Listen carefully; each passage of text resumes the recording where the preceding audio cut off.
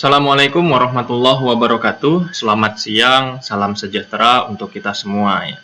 Pada kesempatan kali ini kita coba akan sama-sama membahas tentang materi latihan dasar CPNS Kemenak ya pada gelombang kedua kali ini tentang nasionalisme.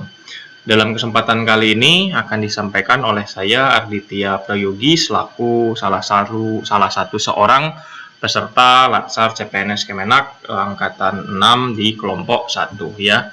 Yang mana pada kesempatan kali ini berjudul tentang nasionalisme dan bagaimana implementasinya terutama di dalam kehidupan atau di dalam lingkungan pekerjaan pada kali ini ya. Baik, kita coba mulai. Yang pertama kita bisa sama-sama tengok bahwasanya nasionalisme itu sendiri bisa berperan sebagai beberapa fungsi gitu kan. Beberapa di antaranya di sini adalah dapat menjadi sebagai pembinaan alat karakter bangsa, lalu kemudian pengawal nation building, juga pengerat integrasi nasional. Nah, nasionalisme itu sendiri pada dasarnya memiliki berbagai macam pengertian gitu kan, ada beberapa pengertian. Yang pertama kalau kita lihat secara politik, nasionalisme ini dapat berarti gagasan atau konsep yang menceritakan tentang ya bahwasanya bangsa Indonesia mencapai kemerdekaannya itu didasarkan salah satunya pada rasa nasionalisme ini. Maka kemudian nasionalisme bisa menjadi pendorong kemerdekaan. Lalu kemudian yang kedua, nasionalisme juga bisa menjadi motivasi dalam pembangunan ya, ketika telah merdeka bangsa Indonesia dalam mengisi kemerdekaannya dapat menggunakan nasionalisme sebagai motivasi dalam pembangunan di dalamnya, dan termasuk juga nasionalisme inilah yang nanti akan mempersatukan identitas masyarakat sebagai bangsa dan negara Indonesia ya. Nah, nasionalisme namun ada pengertian sempitnya yang dalam hal ini bermakna negatif atau dalam istilah lain diistilahkan sebagai chauvinisme gitu. Apa itu? Bahwasanya chauvinisme ini adalah suatu sikap yang meninggikan bangsanya sendiri sekaligus tidak menghargai bangsa lain sebagaimana mestinya ya. Padahal nasionalisme itu secara umum atau secara luas dipahami sebagai sebuah paham, sebuah konsep, sebuah gagasan tentang rasa cinta yang dalam batas wajar terhadap bangsa dan negara serta sekaligus menghormati bangsa lain. Nah, maka dari sini kita harus berhati-hati kemudian dalam menerjemahkan ya apa pengertian nasionalisme itu sendiri ya. Lalu kemudian lanjutnya nasionalisme bangsa Indonesia sendiri tidak dalam pengertian secara luas, umum atau pula sempit, karena nasionalisme bangsa Indonesia ini adalah nasionalisme yang khas apa? Yaitu nasionalisme Pancasila, kita mengenalnya. Nah, nasionalisme Pancasila itu apa? Nasionalisme Pancasila itu berarti bahwasanya pandangan atau kecintaan rakyat manusia Indonesia terhadap bangsa dan tanah airnya sendiri yang didasarkan pada nilai-nilai yang terkandung dalam Pancasila gitu kan. Nah, beberapa nilai yang kemudian penting untuk didasarkan pada Pancasila terkait dengan nasionalisme Pancasila adalah antara lain yaitu menempatkan persatuan dan kesatuan, lalu kemudian kepentingan dan keselamatan bangsa dan negara ada di atas kepentingan pribadi dan juga golongan, serta juga nanti mampu untuk menunjukkan sikap rela berkorban demi kepentingan bangsa dan negara, serta beberapa hal-hal lain yang juga nanti bisa kita ikuti lagi di slide-slide selanjutnya ya. Nah, untuk Pancasila sendiri di dalam kehidupan bangsa Indonesia memiliki 4 fungsi dasar gitu kan, 4 fungsi pokok yang kemudian ini merupakan fungsi substantif gitu kan, tidak bisa digantikan oleh yang lain. Apa? Bahwasanya Pancasila itu menjadi dasar negara gitu kan, dengan pilar-pilar yang lain termasuk juga NKRI, Undang-Undang Dasar 1945 dan Bhinneka Tunggal Ika. Termasuk Pancasila ini adalah ideologi bangsa tadi ya, yang mampu menyatukan bangsa Indonesia sebagai suatu bangsa itu lewat ideologi yaitu Pancasila, termasuk dalam pandangan hidup masyarakatnya juga menjadi kepribadian bangsa untuk di luar gitu kan. Jadi bagaimana bangsa luar melihat Indonesia itu menampilkan kepribadian bangsanya sebagai bangsa yang Pancasila seperti itu ya. Lanjut. Nah, kaitannya dengan ASN gitu kan, kaitannya dengan Abdi Sipil Negara atau PNS, bahwasanya ada sebuah tugas, ada sebuah kewajiban yang harus dipenuhi oleh ASN dan yang mana ASN tersebut harus memiliki nasionalisme yang kuat. Seperti apa? Nah, bahwasanya ASN yang memiliki nasionalisme yang kuat adalah ASN yang memahami dan memiliki kesadaran untuk mengimplementasikan nilai-nilai Pancasila dalam pelaksanaan tugasnya, gitu kan. Dimana kemudian nanti tugas-tugas ASN itu ada berapa? Ini nanti juga akan kita ulas seperti apa bentuk implementasinya.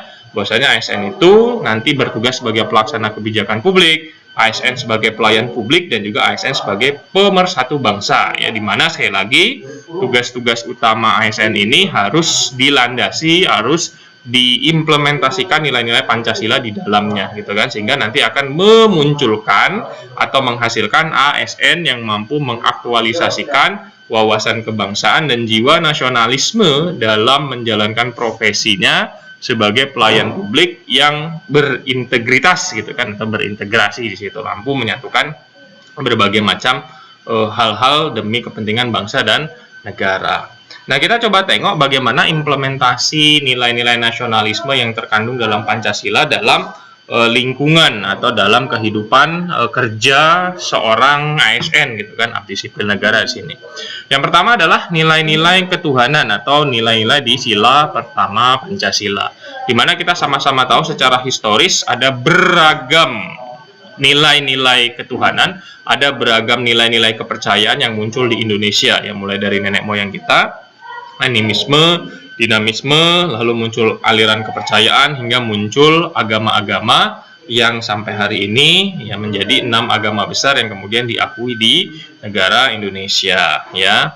Nah, dari bentuk nilai-nilai ketuhanan ini kemudian Pancasila itu menjadikan nilai-nilai ketuhanan itu sebagai landasan dalam mengelola kehidupan, dalam melihatnya untuk masyarakat yang menjemuk, ya, karena Indonesia dikenal sebagai negara yang beragam masyarakatnya, tanpa menjadikan, ini yang paling penting, menjadikan salah satu agama tertentu untuk mendikte negara, ya. Maka di sini kita bisa bilang bahwasanya Indonesia itu juga bukan negara sekuler karena mengakui agama, namun juga bukan negara agama. Kenapa? Lebih tepatnya nanti disebut sebagai Indonesia adalah negara yang mendasarkan pada nilai-nilai ketuhanan sebagai sila tertinggi, ya, sebagai sila yang pertama di atas sila yang lain dalam kehidupan berbangsa dan bernegara, ya, kurang lebih seperti itu.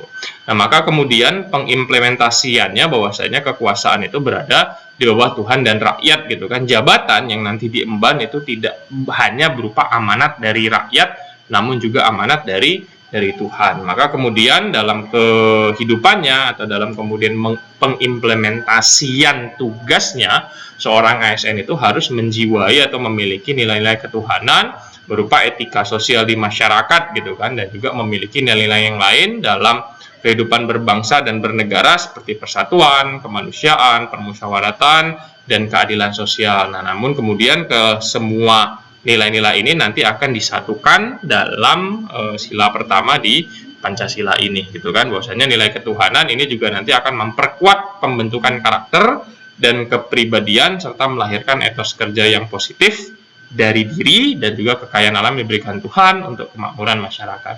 Nah, bagaimana bentuk implementasinya? Seperti yang bisa dilihat, ya, ini bisa dibaca bahwasanya ada berbagai macam bentuk implementasi nilai-nilai ketuhanan yang Maha Esa dalam lingkungan kerja ASN. Ya, beberapa diantaranya misalnya di sini yang terpenting juga adalah seperti poin nomor 5, gitu kan, di mana seorang ASN dalam lingkungan kerjanya itu harus mengembangkan sikap saling menghormati kebebasan dalam menjalankan ibadah sesuai dengan agama dan kepercayaannya masing-masing. Ini juga sudah sesuai dengan program pengarus utamaan moderasi beragama, ya, yang kemudian diusung oleh Kementerian Agama jika dilihat dari bagaimana bentuk implementasi nilai-nilai dari sila pertama Pancasila, gitu kan. Lalu kemudian yang kedua, di bagaimana implementasi nilai sila kemanusiaan yang adil dan beradab, ya, kita bisa sama-sama lihat bahwasanya di dalam sejarahnya, ya, nilai-nilai kemanusiaan di bangsa Indonesia itu berupa atau merupakan ungkapan, ya, kepada dunia bahwasanya kemerdekaan yang berhasil didapatkan oleh bangsa Indonesia ini dibangun atas dasar bahwasanya sesungguhnya antar umat manusia itu memiliki derajat yang sama, gitu kan, atau di sini disebut sebagai egalitarianisme, gitu kan. Nah, yang jika dikaitkan dengan semangat nasionalisme, maka semangat kemanusiaan gitu kan yang adil dan beradab ini juga tidak bisa dilepaskan dari semangat nasionalisme itu sendiri. Bagaimana bentuknya gitu kan? Ada berbagai macam juga yang kalau bisa dilihat di sini gitu kan, di lingkungan kerja seorang ASN gitu kan, bahwasanya seorang ASN ini juga mampu kemudian melakukan tindakan-tindakan yang mencerminkan gitu kan, ya berupa implementasi nilai-nilai dari sila kedua Pancasila ya. Misalnya salah satu yang penting di sini adalah seperti mengembangkan yang sikap saling menghormati dan mampu bekerja sama atau berkolaborasi dalam lingkungan kerjanya gitu kan. Kita lanjutkan untuk nilai sila yang ketiga berupa persatuan Indonesia.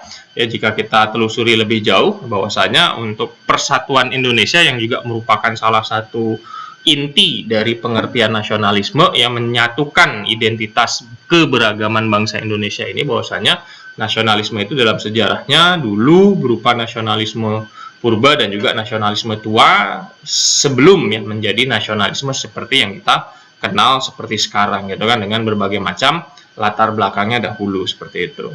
Nah, lalu kemudian persatuan Indonesia ini penting gitu kan, nilai sila ketiga ini adalah membangun semangat nasionalisme di mana nanti persatuan Indonesia ini mampu menyatukan kehendak hidup bersama masyarakat Indonesia yang terwujud dalam konsep yang sudah sama-sama kita kenal, yaitu gotong royong ya. Nah, konsep inilah yang nanti akan menyatukan kita sebagai suatu bangsa, suatu negara yang saat ini kita kenal dengan Indonesia ya. Nah, kaitannya dengan pengimplementasian nilai-nilai sila ketiga atau sila persatuan Indonesia dalam lingkungan kerja ASN juga bisa dilihat ada beberapa ya. Yang paling penting jelas kita salah satunya misalnya di poin ketiga adalah mengembangkan rasa cinta kepada tanah air dan bangsa, serta juga mampu menempatkan kepentingan dan keselamatan bangsa dan negara ya di atas kepentingan bersama atau kepentingan kelompok dan juga kepentingan pribadi ya.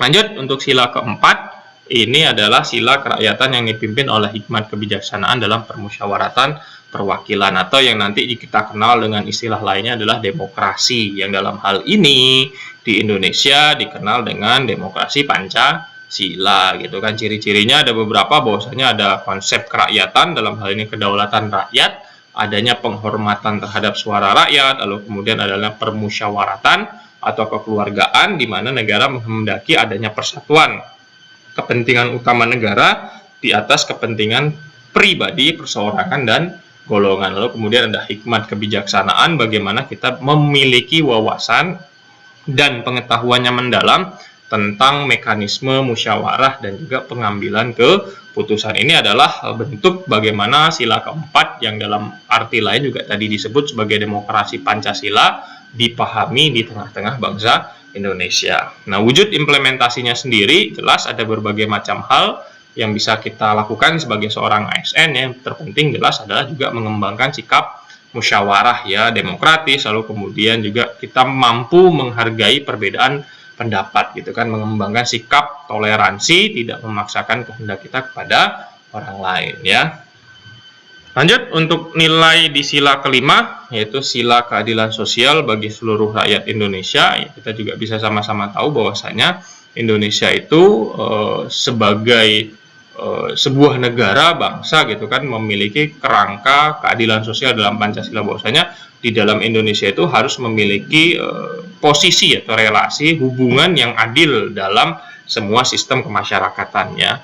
Artinya ada kesetaraan di situ, termasuk juga nanti dalam mendapatkan fasilitas berupa akses ya, baik berupa informasi, pelayanan, dan juga sumber daya yang dibutuhkan, serta adanya dukungan ya dari negara untuk kemudian adanya partisipasi yang bermakna atas pengambilan keputusan bagi semua orang ya. Nah, implementasinya seperti apa? Ada beberapa juga, silahkan juga bisa kita sama-sama cermati gitu kan. Yang terpenting dalam pengimplementasian nilai-nilai keadilan sosial di sila kelima ini adalah adanya keselarasan ya, adanya keseimbangan, adanya keserasian, atau dalam hal ini adanya keadilan ya ketika melaksanakan hak dan juga melaksanakan kewajiban dalam lingkungan kerja. Juga seperti misalnya menolak ketika menerapkan keadilan, tentu saja di sisi yang lain juga tentu akan menolak adanya kesewenang-wenangan serta pemerasan di lingkungan kerja ya. Nah, bagaimana nilai-nilai Pancasila tersebut dapat diimplementasikan dalam tugas-tugas utama seorang ASN? Bisa dilihat dalam slide yang tersebut gitu kan, slide ini gitu kan.